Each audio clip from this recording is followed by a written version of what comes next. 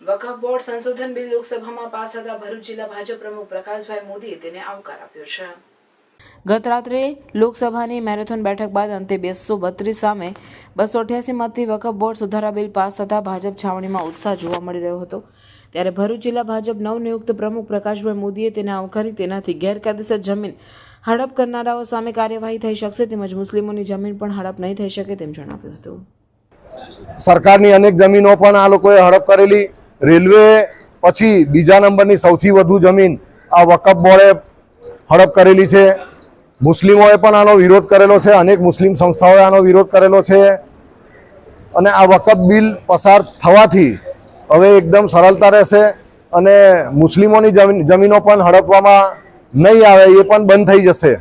ઓવેસી જેવા જે આનો વિરોધ કરી રહ્યા છે એ પોતે પણ અનેક જમીનો હડપ કરનારા છે, તો આ લોકો પર પણ આ કાયદો આવશે એટલે આમના ઉપર પણ એનો પ્રતિબંધ લાગશે અને લોકોની સુવિધા રહેશે। આ વકફ સંશોધન બિલ લોકસભામાં પાસ થયું છે, પરંતુ રાજ્યસભામાં પણ પાસ થાય એવી હું આશા રાખું છું।